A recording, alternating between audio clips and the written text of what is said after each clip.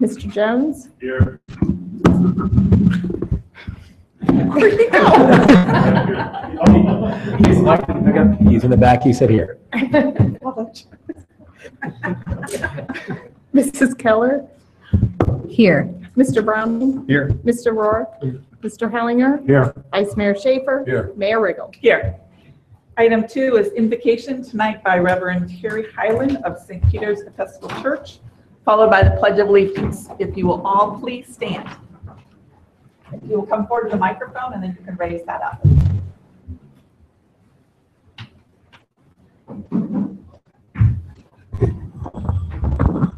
Let us pray. Gracious and loving God, we thank you for this day. We thank you for this city. We thank you for this council. Lord, we ask your blessings to be upon Carolyn and Kent and Thomas and Jim and Kyle and Jackie and George and Lisa and Chris.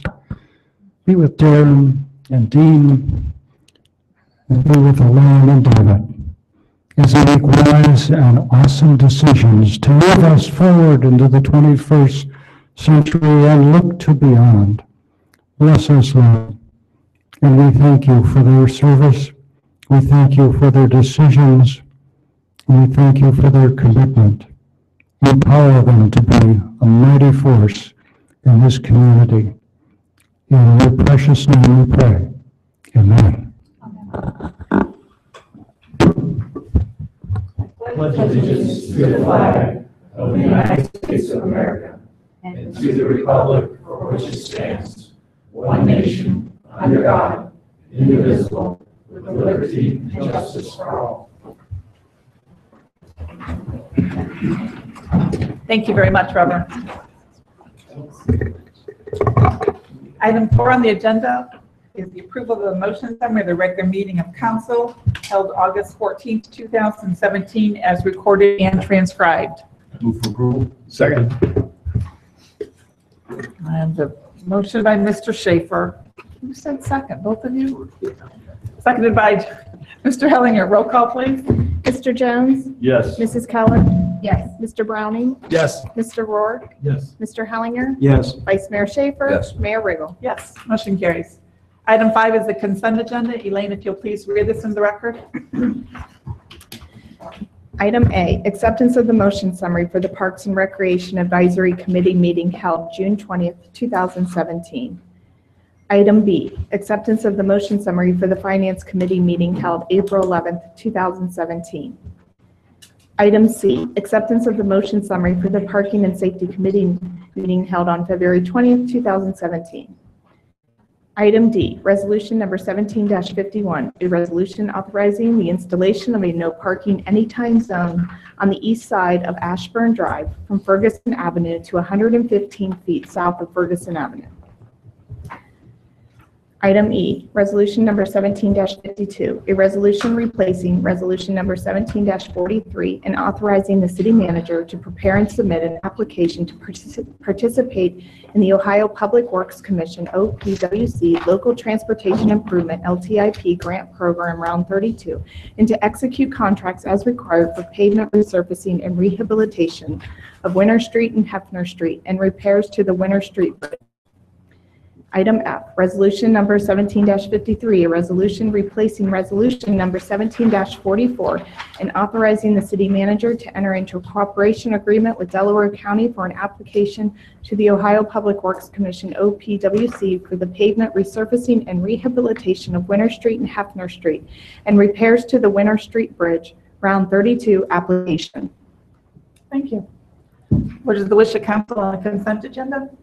Move for approval of consent agenda. Second. Motion by Mr. Schaefer, second by Mr. Hellinger. Any further discussion? Roll call, please. Mr. Jones? Yes. Mrs. Keller? Yes. Mr. Browning? Yes. Mr. Rourke? Yes. Mr. Hellinger? Yes. Vice Mayor Schaefer? Yes. Mayor Riggle? Yes, motion carries. Item 6 is time set aside for letters, petitions, or public comments for anything that is not on tonight's agenda. Is there anyone in the audience that would like to come forward at this time? Seeing none, we will move on to committee reports. Mr. Jones? I have none, Mayor. Mrs. Keller? None? None. None. What have you guys been doing? Okay. We have meetings coming up though soon, right? Parking and safety met, we just didn't, ongoing discussion. Can I ask you a question for parking and safety? Because someone Sure. came to my house on Sunday. So parking and safety granted him a no parking in front of his home because he is handicapped. However, Friday night was the football game and a different handicapped car parked in his spot. And when he came home, he was upset.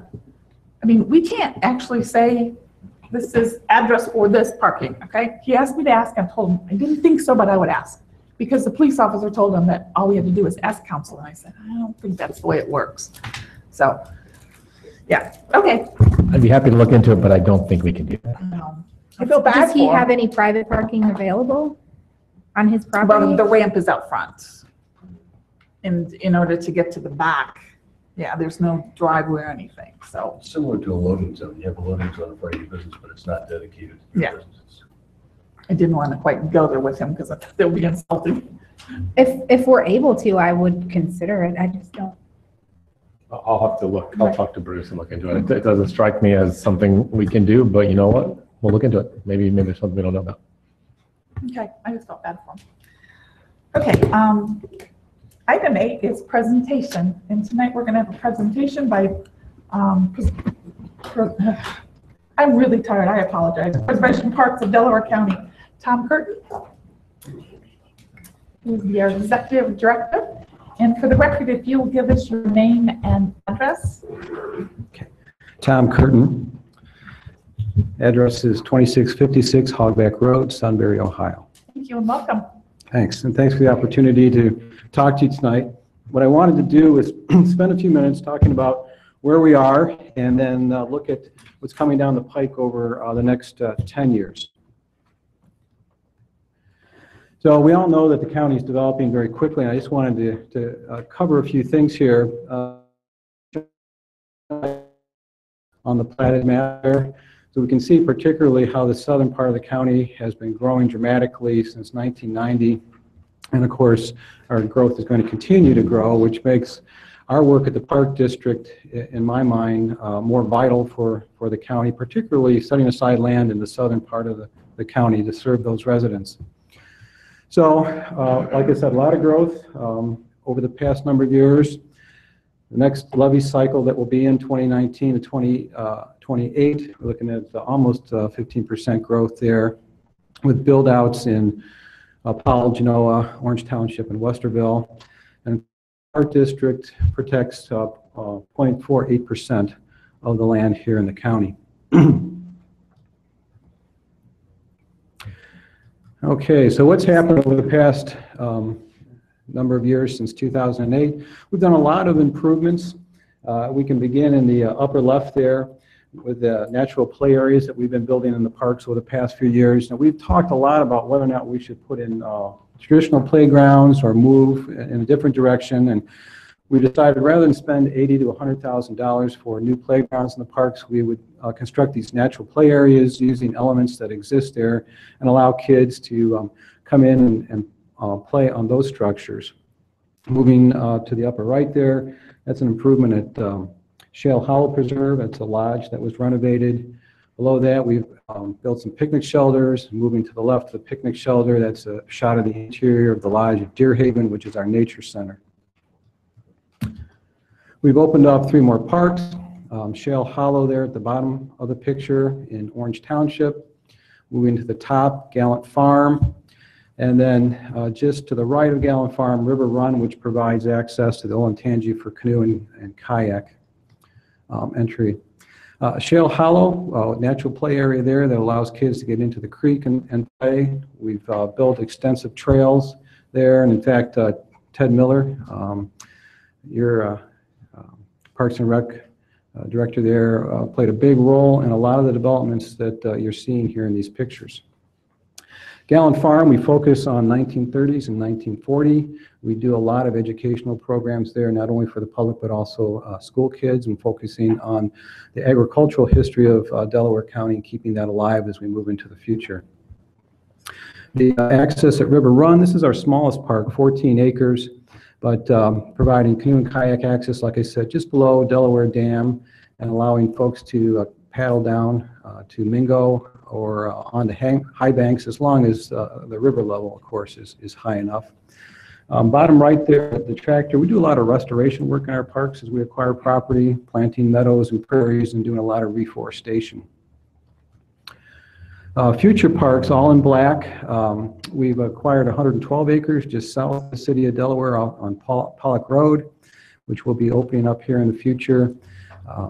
The black there just below Elm Creek Dam, another acquisition that we're working on right now, and then upper right, future preserve there, Orchard Oaks.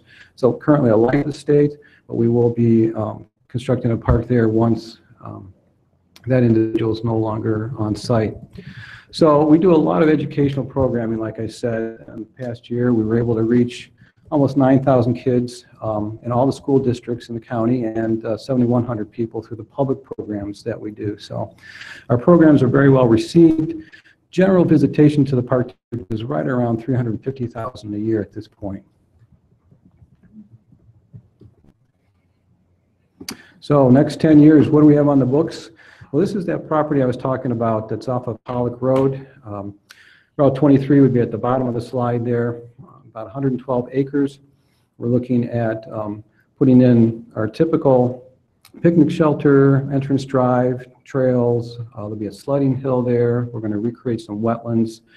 The picnic shelters that we're going to construct as we move into the future will be able to be either open or closed so we can use them year-round.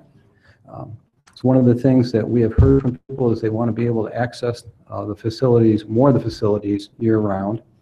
And this is the area below Elm Creek Dam along Bale Canyon Road. We're working with a family to preserve 230 acres there, which includes the Bicentennial Barn, which you can see from 71 as you're heading south towards Columbus. And our goal is to renovate the barn so that we can use that year-round for rentals. There'll be picnic shelters, of course, there on that property, as well as hiking trails. And we're very close to Freedom Trail Elementary School, as well as Orange Middle School and High School. So we plan on working very closely with those schools at this particular park. We are very interested in adding land to existing parks. Deer Haven Park, which is Liberty Township off of Liberty Road, we're looking at working with the landowner to add an additional 30 acres over the next couple of years. And we're very fortunate that we do have neighbors who are willing to work with us to add to the current properties we have, not only to preserve more land, but also to create more buffer as more development occurs in the county.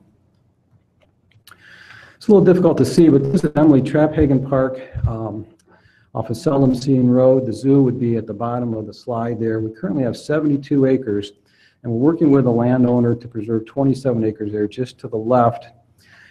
And one of the difficulties that we deal with is price of land in southern Delaware County. 27 acres at $50,000 an acre makes it very difficult for us to move land, becomes available. However, we're very fortunate. In this case, the landowner is working with us and we can buy the property over time, a little bit each year. So we've really been moving along deliberately, a little slower than we'd like, but at least deliberately using Park District funds and to work with landowners who are willing to work with us over time. Multi-use trails are big. We did an awareness study in 2015, and one of the things we asked people is, what would you like to see? And trails were huge. So we've been working very diligently on the Ohio to Erie Trail in particular, but also working with the townships and villages on their bicycle plans and hoping to link trails east and west as well as north and south.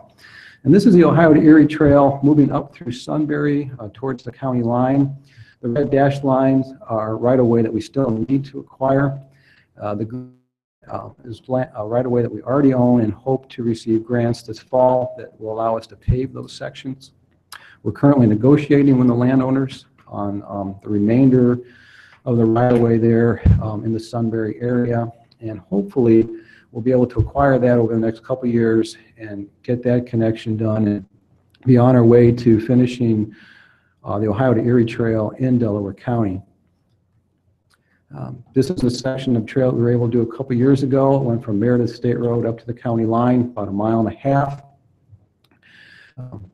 And we are working on a connectivity from Smith Park up to Gallant Woods. We've been talking with First Energy about getting access to their power line corridor adjacent to the railroad tracks.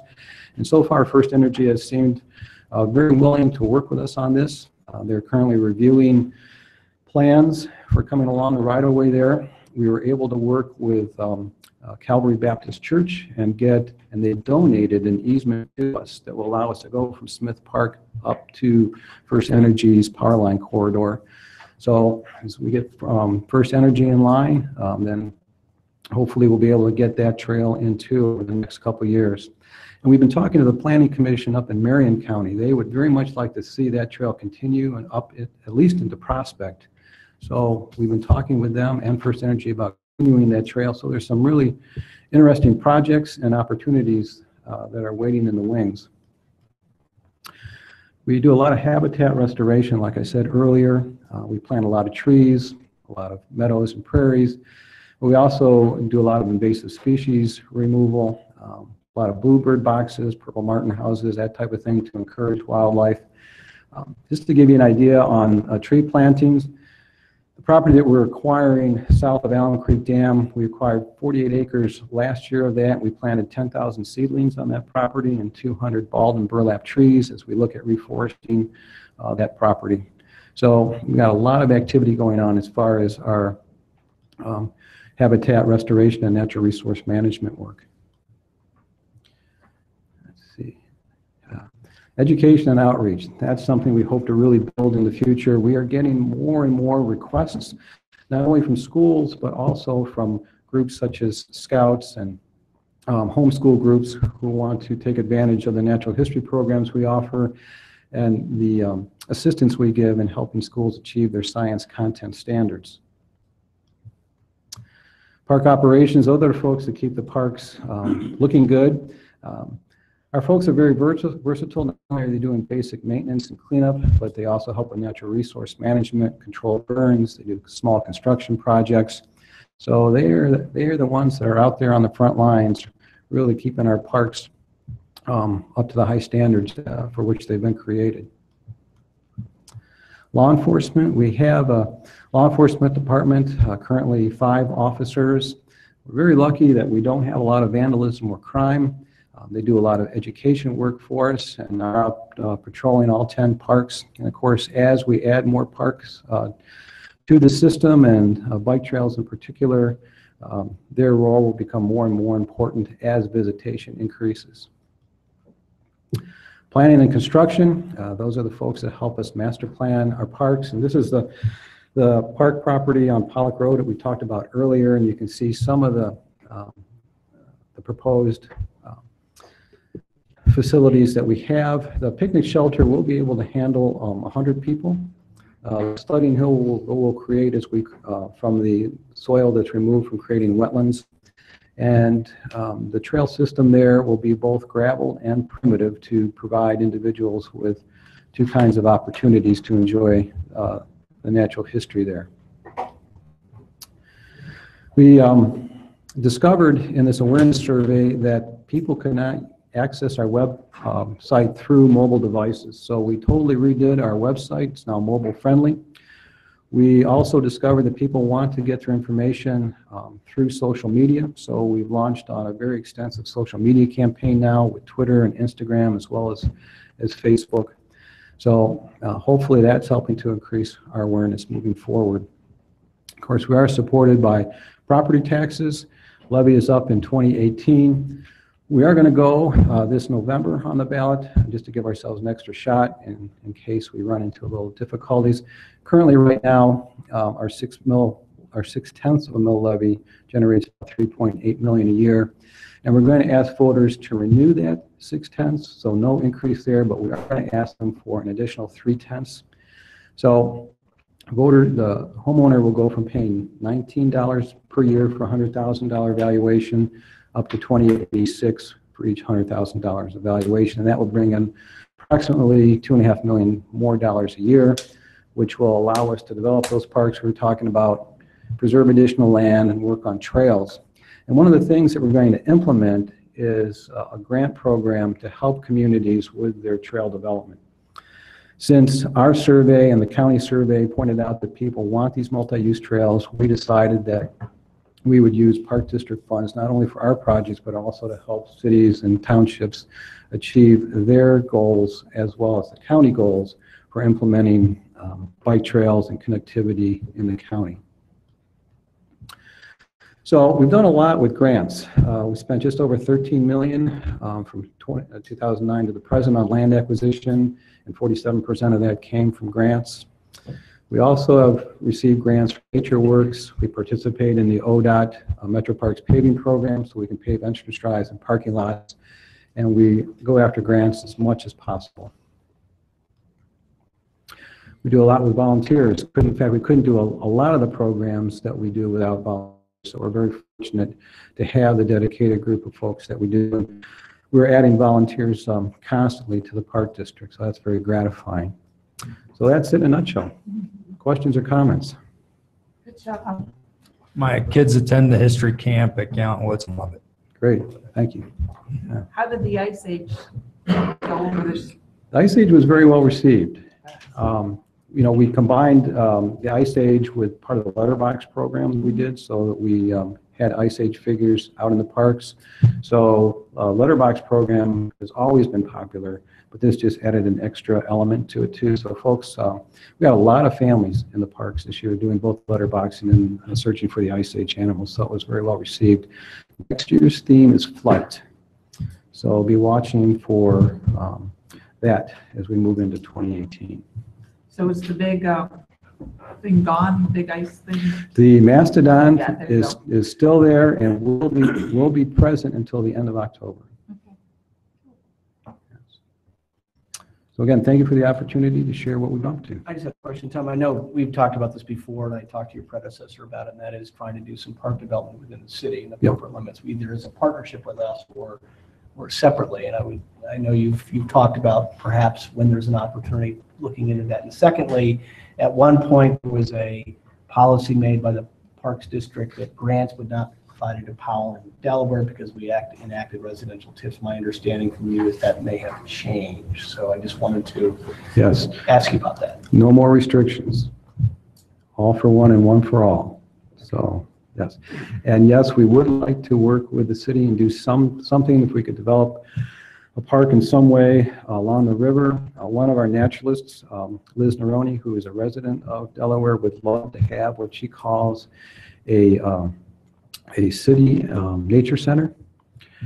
So we've talked a little bit about that. I don't know what that would look like, but every once in a while she'll sit down and say, so what do you think about this nature center in the city?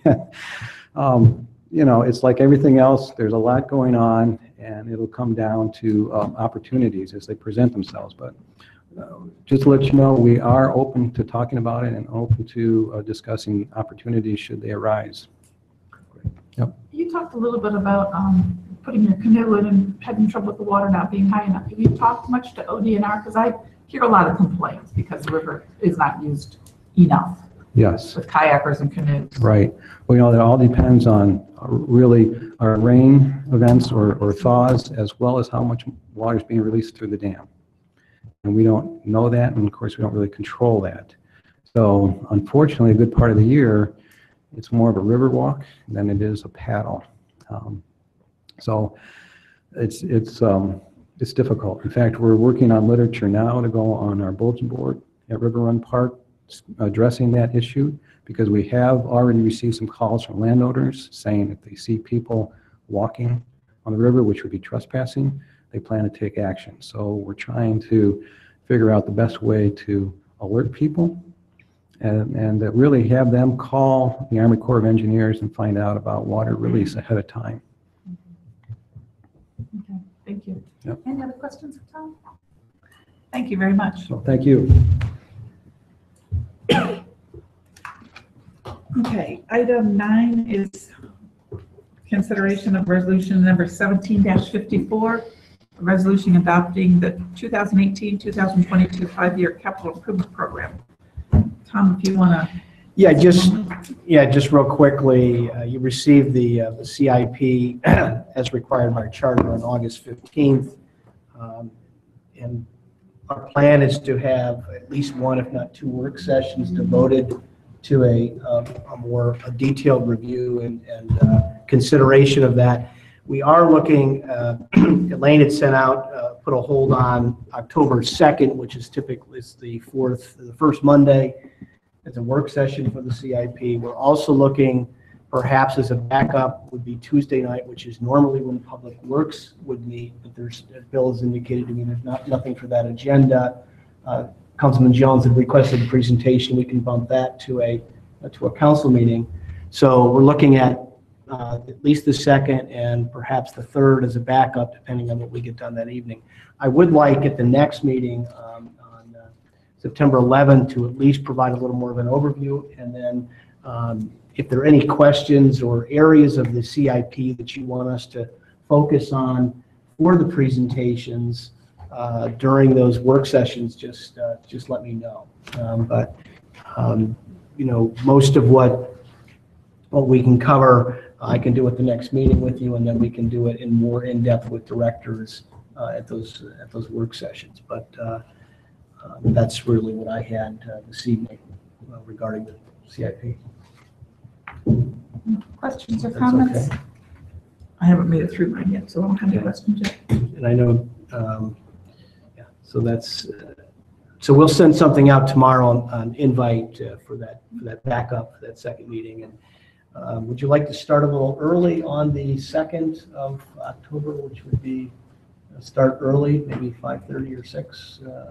6? Lisa's eyes are getting bigger. 6? Would that be okay? Sure. Okay, and we'll make sure we schedule some breaks in there as well, and then we'll look at the backup for the same time on Tuesday. Great, thank I you. can't be here at that Tuesday. Okay. Okay. All right, item 10, Elaine, if you'll please read this for the record. Ordinance number 17-59, an ordinance supplementing the 2017 appropriations ordinance to provide additional funding for the taxiway design and reconstruction grant and declaring an emergency. Emergency clause that this ordinance is hereby declared to be an emergency measure necessary to provide for the public peace, safety, health, and welfare of the city, and to secure contract bid pricing beyond the agreed upon bid guaranteed time period, and as such will be in full force and effect immediately upon its passage. Thank you. Mr. Shulman? The taxiway? My bad. Bill Farino. Yeah, sorry, I was like, I remember what happened to me that one time I was asleep, but I really didn't work on this one, so. I was paying attention. I was reading the agenda with you.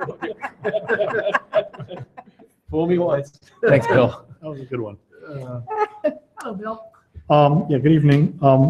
Be brief. I think we've already reported that we did receive FAA funds for what's really the last portion of the couple-year multi-phase improvement projects at the airport. This is for the last half-mile western half of Taxiway A for the resurfacing of that. And with the completion of this, all of the pavement, taxiway pavement, new runway extension, existing runway have all been resurfaced.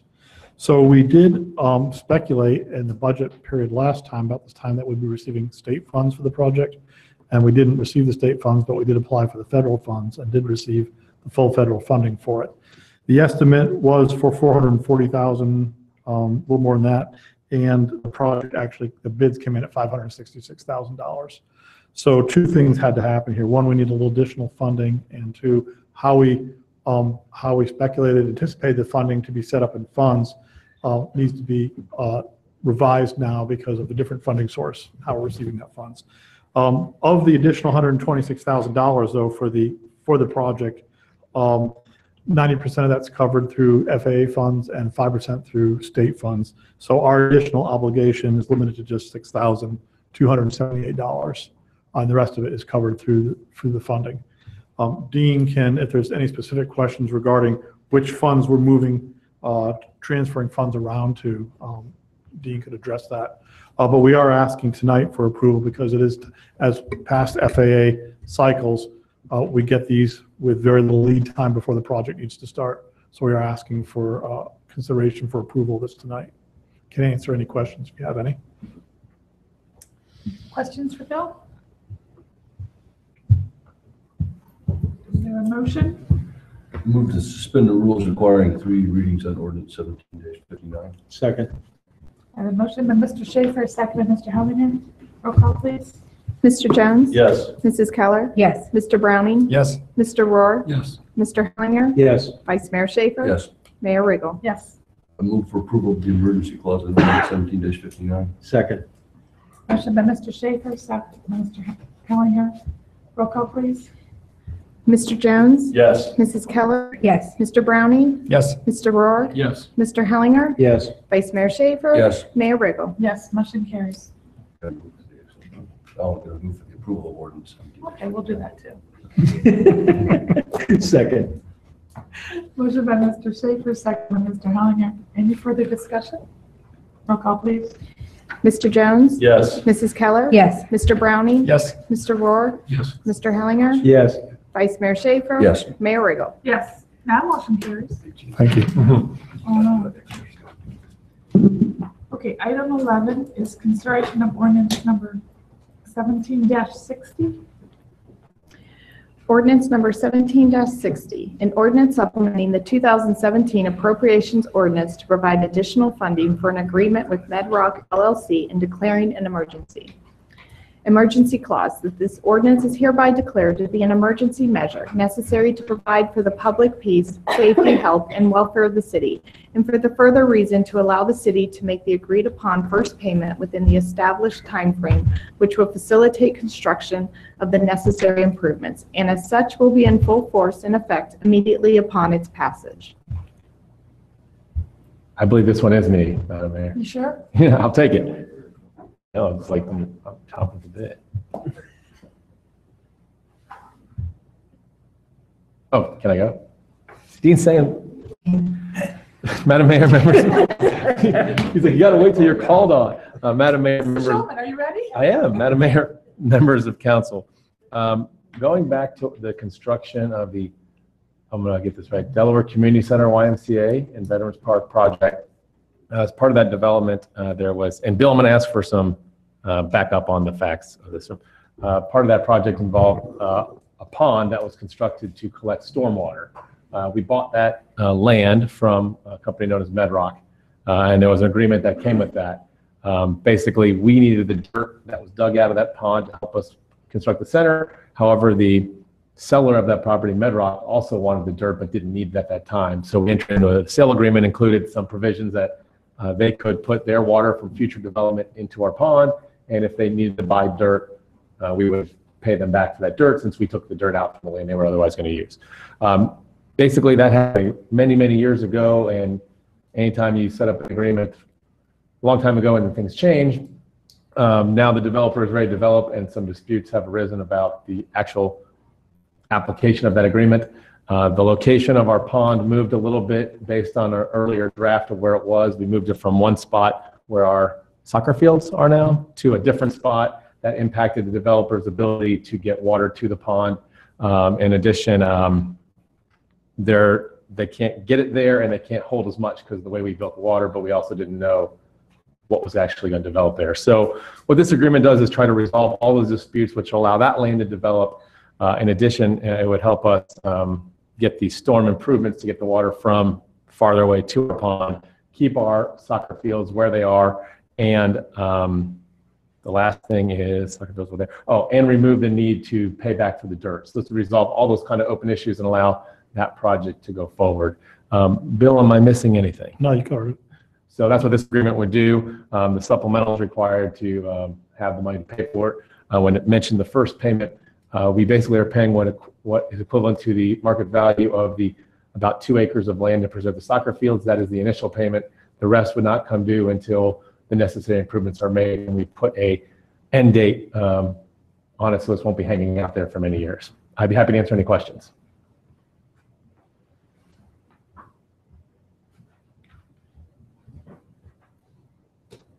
Are we tying in another road at all? No, Okay. but I can happy to address that issue. There's another separate issue about Boulder Drive. Right. And it goes basically through the YMCA property. And so there's a negotiations that will take place in the future as to whether we will contribute to help facilitate that construction of that road. But that was kept out of this agreement because it was not related to the disputes that arose out of that earlier contract. But that is a good question. Okay, thank you. Accurate, Bill? Yes. Any other questions for Mr. Shulman?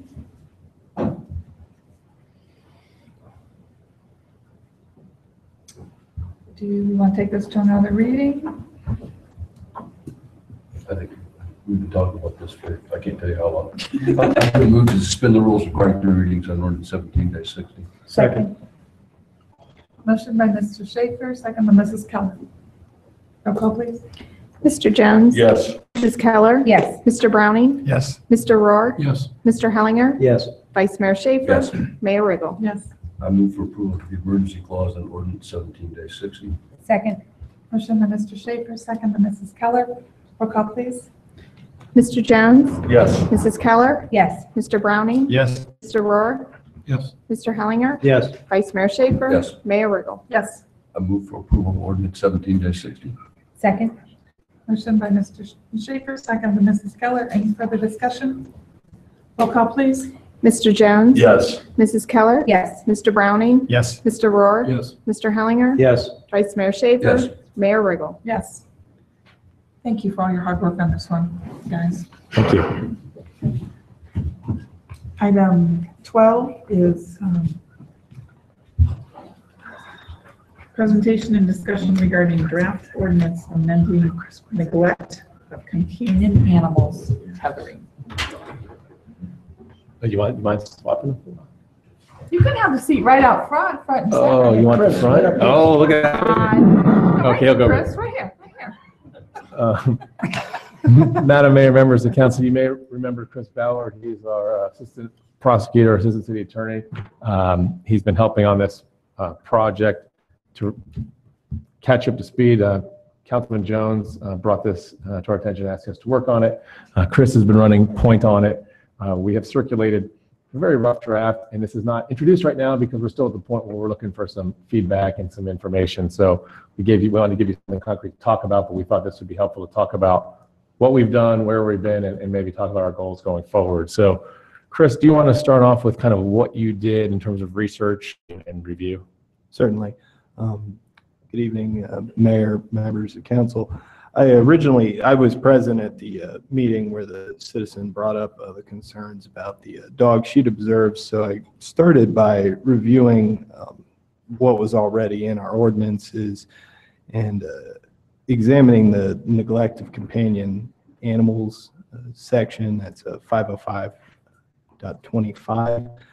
I figured that the best place to start with a potential ordinance restricting tethering would be in amending this statute, since many of the things that were described already fell under the definition of the neglect statute. So after reviewing this law, I looked at House Bill 94, which is currently in committee in the Ohio General Assembly, reviewed that, and also reviewed Michigan State's law school has an animal legal and historical center, which actually had a very helpful table from 2016 of state dog tethering statutes. And from reviewing that, 21 of 50 states have a statewide restriction on dog tethering. And those were of varying degrees of specificity of what they were permitting and prohibiting. So based on that, I began redrafting an amendment to the existing neglect of companion animals statute. First, I don't want to interrupt you before you get into that.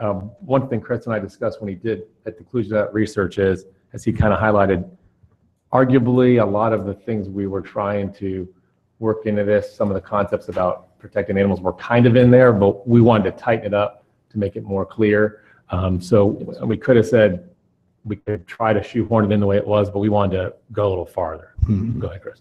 Yes, so I looked at there's been a recent amendment to the prohibitions against companion animals statute in the Ohio Revised Code that's commonly was known as Goddard's Law when it passed. And with that, there were some prohibitions about causing serious physical harm to a companion animal. So the draft of the amendment that I provided had that definition of serious physical harm. It's from the Goddard's Law amendment itself, and was bumping up the penalty for violations of this ordinance. To begin with, it's keeping the old minor misdemeanor for a first offense and a second-degree misdemeanor for a second offense within 1 year.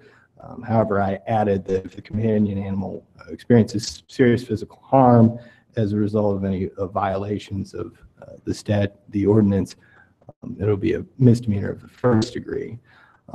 Just since most of you probably haven't had too much experience with our municipal court, that's the most serious level of misdemeanor. With regards to some other specific things that I could add,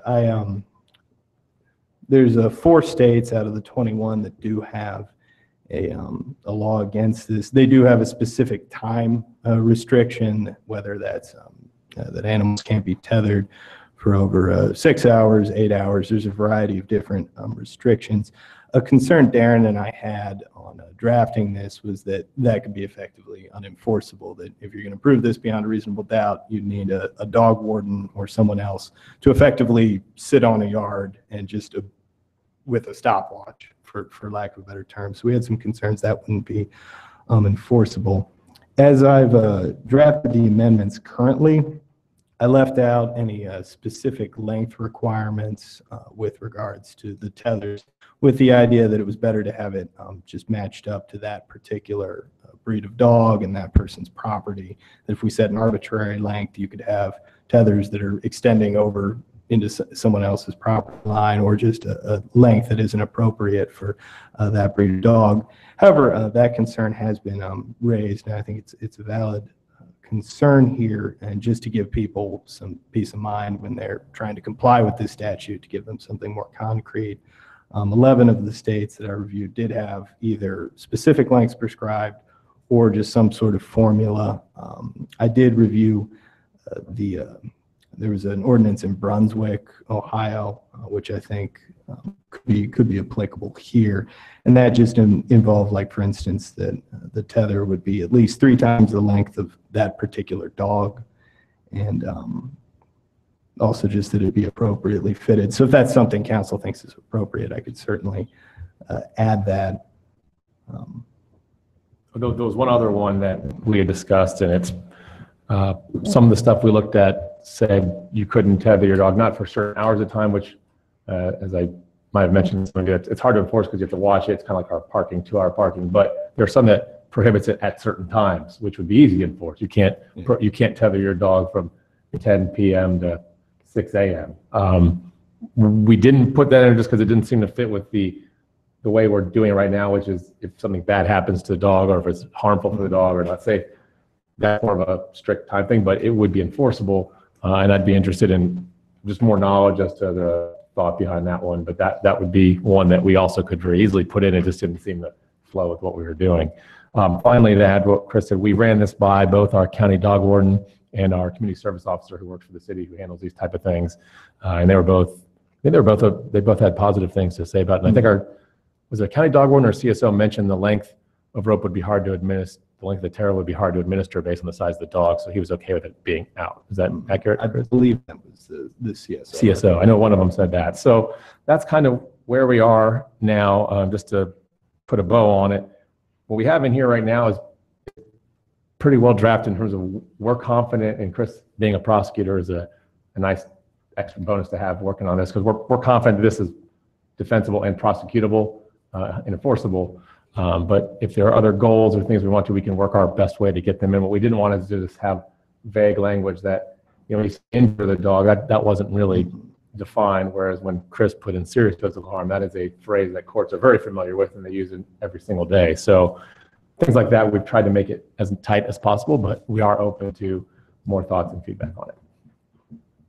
Did you say the length would be 3 times the length of the dog? That was just what Brunswick used in their ordinance, and We don't have any Little length, dogs. we don't have any length in ours right now. Yeah.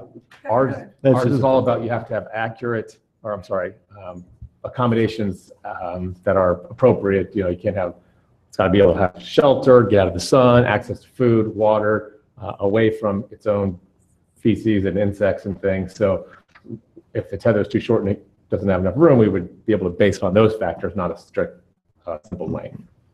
Which I think makes more sense to me. What we have in here is pretty well, you know, if something's wrong, if they're doing something, you know, change not appropriate, description on whatever, it seems like most of that's covered in there. Because look, 3 times the length of the dog, that just seems like a hard, how do you know that's the right length if you got a Yorkie that's this long? I do. I have Yorkies. Well, and it could end up being too short, even with that, and that would be. Well, right. Can I interject some? Absolutely, please. So this, I introduced this because you all met Shannon Roof at the last meeting. She had approached me. There was her issue was a neglect issue from an animal in her neighborhood. Now, what's interesting about this is since word this is spread, it's kind of growing its own set of legs. No pun intended. There's a pun in there, but I've been contacted by other groups who are been nothing but supportive of this ordinance, but it was coming from issues of dogs being tethered out during the day by people at work and just barking all day. I heard from those people. I heard from people who are kids can't walk down certain streets because tethered dogs, you know, come to the end of the end of the yard by the sidewalk and scare the kids. So it's a safety issue too. So this thing has grown multiple legs besides just a neglect issue. I've probably read more about this than I ever thought I would. You know, the city of Cleveland has a tethering law, and there's this pretty, you know, and I agree with everything. You know, I'd be happy to forward this to everybody. I mean, there's again no hours, no tethering between 10 p.m. and 6 a.m. is Cleveland. No more than 6 hours in a 24-hour period, and and not more than 2 consecutive hours with no less than 1 hour period between tetherings. And again, I agree with what you're saying. It's not, you know, how do you police that? I don't think that it's really a matter of, I don't think the intention is to sit outside and police these things, but I think, and the people I'm working with believe that has to be in this ordinance, at least, and I don't know what the best wording is if it's a scare tactic to homeowners that we don't want this type of activity in our city. So at least, you know, it's enforceable if we have to, but there has to be some sort of time frame in there. Otherwise, it's just a waste. It's just a waste of time. It's not doing anything for anybody. Whether it's, you know, in the city of Cleveland, the tether has to be it has to be at least 20 feet long or less than it reaches the property line. So there's a tangible number in there as well, as opposed to, again, I agree with Carolyn. You know, I heard old dogs. I mean, that rope would be, you know, this long for your dogs. I know. So, and again, I encourage you. I'll forward this just to look at Cleveland's. You know, also I think we have to also determine. You know, I think your ordinance said something about the one that said a sufficient. So we have to define what the sufficient mean. And I think we need to actually put a tangible number on it.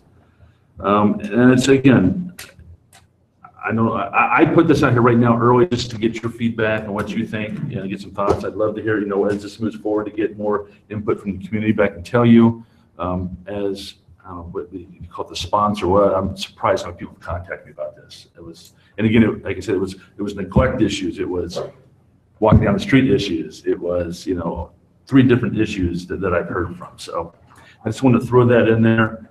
And I really hope I'd love to hear your feedback on this. I'm not expecting it tonight, whether it's we're all copied via email, but I'd like to get your feedback and ultimately I'd like to have your support on this. I think it's good for the community. I think it's good for the health of the companion animals. But that's all I have to say about that. And I must confess, I don't own a dog. Yeah. Oh, sorry. No, just again, I'll keep stressing this. I really think there's got to be a time frame in there. I think we just we can't just leave it open-ended. I know it's something like you said, you can't really police it, but I think it has to at least be on the, I don't use the scare tag. I don't know if that's the right word or not, but you know what I'm trying to say with that. Of setting aside the time frame issue, which I think we can talk about further too. I don't have a dog, I must confess. I don't know anything about whether you would put it on a tether or not, but we would be particularly interested in getting some feedback on the second time limit issue, which is that 10 p.m. to 6 a.m. I don't know if there's a legitimate reason to do it, not legitimate. Is that going to mess up dog owners? But that one would be very easy to enforce because our police officer would walk out there and see a dog tethered at 10:45 and they'd kind of know it's in violation. So, but I don't know enough about whether that's too restrictive or I just don't know anything about dogs. So I don't know if council has any feedback on that part of it, and then we can address the other one. I have a dog that's on a tether, and I would violate that ordinance every night because she gets up invariably at 3 o'clock in the morning and goes out, and we put her on a tether to go to the bathroom. She's out for 5 minutes and comes back in, but if you had a 10 to 6, that would violate that. So. Yeah, I have a dog that goes out on a tether too. I think we're talking about two different types of issues here. You're talking about letting your dog go to the bathroom as opposed to people who have a dog sitting outside, live outside 24 hours a day. Well, so maybe that it could be written that it's like, with the exception of, I don't know, how you would write that. How long does the dog usually go to the bathroom? I mean, is that a? I mean, again, Because we could put a time frame on it it. says for no more than 2 consecutive hours. If you're going an hour, 2 or 3, I mean, So your dog, left outside, it's going to be multiple times. It's not a prohibition from 10 p.m. to 6 a.m. It's a prohibition from 10 p.m. to 6 a.m. for more than 2 hours at a time. Let me reread that. Right now, the ones we reviewed, Chris backed me up on this, it's prohibition completely from 10 to 6. And then during the day, it's the 2 hour with the break, not more than 6. I don't think putting your dog on a line to go to the bathroom for 15 minutes I don't think that'd be a violation of. No, that's not in the spirit of what we're trying to accomplish. But, when you look kind of at the bottom line, you're talking neglect, you're talking, I think we could look at this type of ordinance in a more of a big picture view and get more focus on the neglect / safety side of it, both for, and nuisance, because people, they let their dog out there. And even if he's not tethered, if he's just in somebody's backyard, but he's sitting out there yipping for 5 hours, you still have an underlying issue. I think it kind of, this whole thing still kind of dovetails back into that no more than 3 dogs in a house type thing, because it became a nuisance, and we have that ordinance. I think we really need to kind of look at a more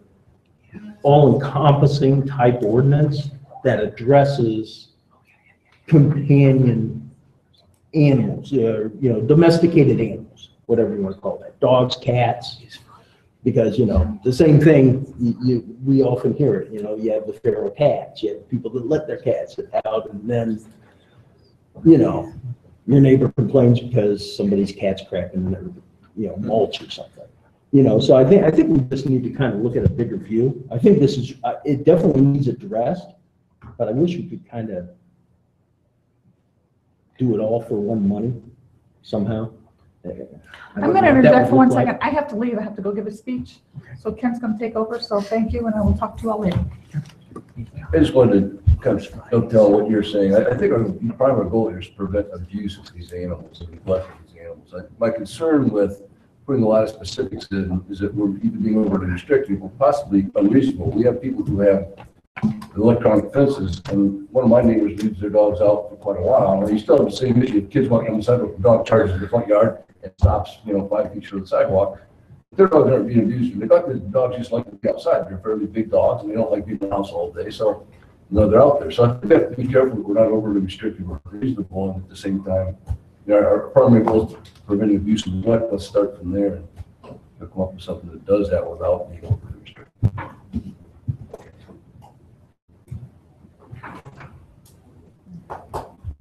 So from here, then just share some thoughts back to you guys, and then. Sure, yeah, and this is, as it's presently written, I think Chris and I are fairly confident that if council said, okay, we have these other issues, but we like this, there's nothing in here that's going to have an unintended consequence because we kept it pretty laser focused. But if we want to add more stuff, give us comments. We can try to craft it in the best possible way. And I meant to say, if we wanted to say this is good, we could introduce this next time. However, if we're going to get comments, we'll want to tinker with it. It might be 2 meetings, but we can keep, I mean, it's pretty close to being. Definitely can get public comment, I can guarantee you that. And as always, it doesn't happen very often, but when we do our first reading and the public comes, that's still also opportunity to further revise, because I would anticipate that people who use tethers would hopefully learn about it and come and give us opinions too. But there was a half dozen people who were coming tonight who called me, and I said, it's probably wasting your time tonight because we're just kind of just now sticking our toe in the water. Yeah.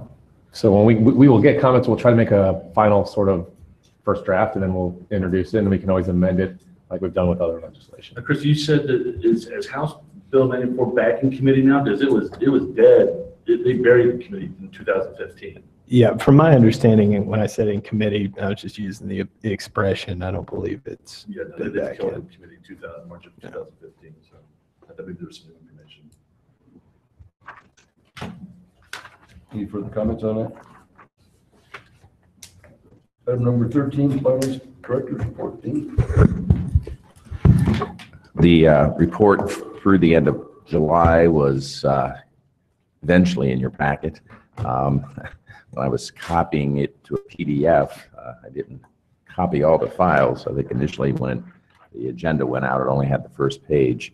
I do have a summary and noted a couple items on the first page of my report. Things are pretty normal for this time of the year. I would entertain any questions if you have any about any specific issues. Questions? Thank you. Item 14, City Manager Report. A couple of items. I wanted to indicate that we have our negotiations with the YMCA for the new Recreation Services Agreement. The current agreement, which is a 3-year agreement, expires at the end of this year, and Jackie and Ted are working on that. But the current agreement that we have with them provides for an advisory committee that at one point we were meeting with, and 2 of the members of that advisory committee are from City Council. So if you have an interest in being on that, let Carolyn know. I know, George, you've expressed an interest, but we need 1 other council member. I'm interested. Lisa and George, that'd be great, because we could use some assistance in evaluating kind of going forward, rec service with the Y, and it also provides that the Y has some representatives on that, as well as the rec board. So we'll be following up with you about that. Secondly, Cicada, we have a Skype call with the Cicada officials at the end of this week to talk about the next phase of the sister city relationship. We met last week with the Japanese Association of Central Ohio to talk about expanding kind of the cultural aspects of this, as well as some other aspects of the sister city relationship. And we'll be getting together next month with Dublin, the city of Marysville, and Worthington to talk about what they're doing in terms of their sister city relationship. So that's continuing, and we will be giving you a report, I believe, in October is when we're scheduled to provide a report, the mayor and I. I know Jim Titus is here tonight. I see him, and every time I see him, it reminds me about a plaque that we need to get established out at the Y, and I'll be following up with Jackie about that. We haven't forgotten, and appreciate your persistence. I'll be meeting with the county administrator tomorrow to talk about the memorandum of understanding regarding parking. I sent you something a couple of weeks ago about that, so I will be meeting with him to discuss that. And then finally, just a couple of kudos to Sean for his work in helping with the car show, and obviously our public works staff and all the others who were involved in that effort. That was a fabulous show. This was the first time that Performance sponsored it, and the handoff was very good from from the Vintage Auto Club from last year to this year. We got a lot of kudos. It was a great day for it. That helped a lot. And I know that Bruce Daniels, who's the CEO of Performance, was really very pleased about it. Georgetown Apartments, kind of a ribbon cutting tomorrow for it's kind of a new, revitalized Georgetown apartment complex. The city council had authorized us to support that project about a year and a half ago, the tax credits for that project, and we'll see the fruits of our efforts tomorrow. If you're able to go, that please do. It's Be Kind Week or Be Kind Month, I think. We have something outside here. The mayor wanted me to mention that. As well as Sarah Moore, there's an event going on Friday. It's Sarah Moore, and maybe I'll put the clerk on the spot here. At the First Friday event at 6 p.m., they are going to be having a proclamation read to celebrate their 125th year anniversary. So that will be on the front porch of Sarah Moore on William Street, since it's huge now. And the Be Kind event is Wednesday. Okay. This week. Great. And then First Friday is Pet Walk, I believe, right? Pet Walk. So tethered or untethered, right? That's what I have. Thank you. Thank you. Council comments, Mr. Jones? I have none. I have two. The first one is, wanted to ask where we stand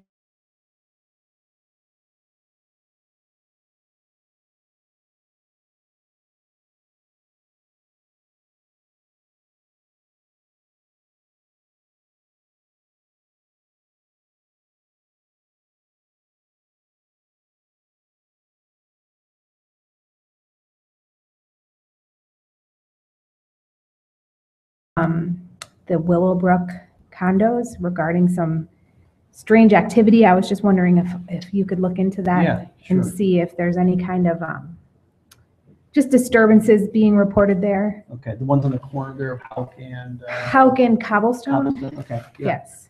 Okay, we'll follow it up. And that's it. Mr. Brown? None. Mr. Rowe? Mr. Helger? Nothing. The only one I have is next, just for a reminder, everybody, our next council meeting is September the 11th, Patriots Day, so the mayor's planning some special activities to kind of honor that day, so just make everyone aware of that. Jackie? I'm sorry, not to correct Tom, but this Friday is Touch Truck. Touch Truck, where did I see the pet? You said pets. I'm sorry, So I had it's pets Touch on my Truck. mind from earlier this. I had heard this Friday was pet. Yeah, it's the pet walk. Tom's not wrong, it might be both, but the pet walk is that. I'd heard there Oh, was in a pet addition walk. to And it is trucks? Touch Truck. Mhm. Put your dog in the truck with no tether. What's Friday? Oh, Friday's September. Yeah. That's, we'll be walking. So, There is pet something walk? going on down here. All right. Maybe it's October. Do we need to go back into? Yes, we would like to. Is there a move to temporarily adjourn meeting to executive session? So moved. All in favor? Aye. Aye.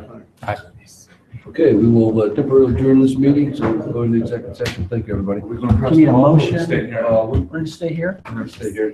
Stay here. It's up to you. So we are basically available. Hold everybody here. Yep. Economic. Yep. I thought that's what we did. Yeah. Chris, you're already here. You want to-